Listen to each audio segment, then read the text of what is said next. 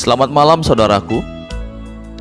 Renungan firman Tuhan pada malam hari ini terdapat di dalam Bilangan pasal 13 ayat 1 sampai ayat yang ke-33. Namun saya akan membacakan ayat 1 sampai ayat yang ke-3 saja. Ke-12 pengintai. Tuhan berfirman kepada Musa, "Suruhlah beberapa orang mengintai tanah Kanaan yang akan kuberikan kepada orang Israel.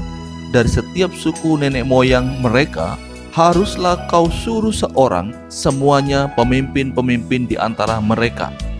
Lalu Musa menyuruh mereka dari padang gurun Paran, sesuai dengan titah Tuhan. Semua orang itu adalah kepala-kepala di antara orang Israel. Saudaraku, ini adalah kisah tentang ke-12 pengintai.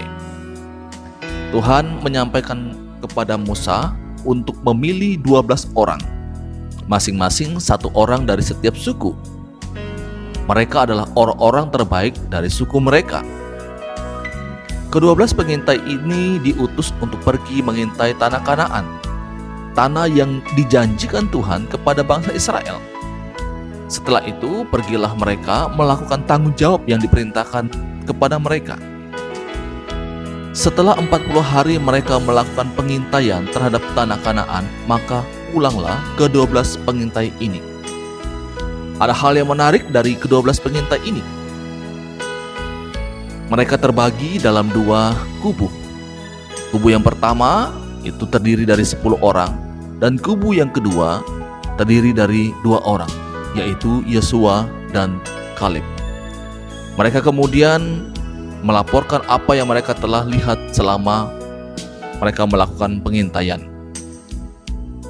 Ada kesamaan dari ke-12 pengintai ini, tetapi ada juga perbedaannya.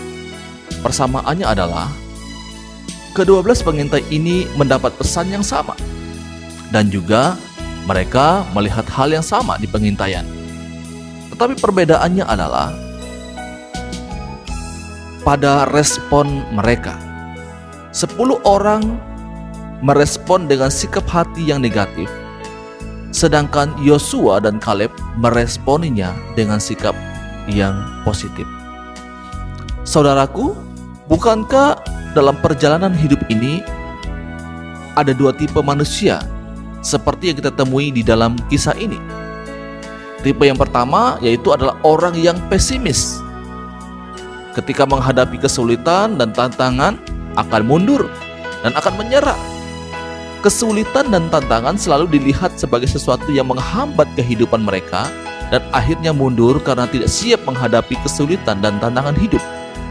Sedangkan tipe yang kedua adalah orang yang optimis. Ketika menghadapi tantangan dan kesulitan, tidak menyerah, karena mereka mempercayai akan kuasa Tuhan yang akan menolong. Kalau Tuhan yang telah memerintahkan, maka Tuhan tidak akan membiarkan seorang diri. Saudaraku, dari renungan firman Tuhan pada malam hari ini,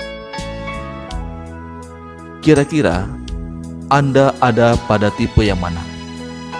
Tipe yang pertama, orang yang pesimis dalam menghadapi berbagai macam tantangan dan kesulitan, atau orang yang optimis karena ada Tuhan yang bersama dengan Anda? Sebagai anak Tuhan, harusnya kita berada pada tipe yang kedua, yaitu orang yang optimis. Optimis bukan karena kekuatan kita sendiri, optimis karena kita memiliki Allah yang berkuasa, Allah yang akan menolong dan akan memimpin kita dalam perjalanan hidup kita menghadapi segala tantangan, kesulitan di dalam hidup ini. Percayalah kepada Tuhan bahwa Ia akan sanggup untuk memberikan pertolongan kepada kita. Demikian firman Tuhan pada malam hari ini. Selamat malam. Tuhan Yesus memberkati kita. Amin.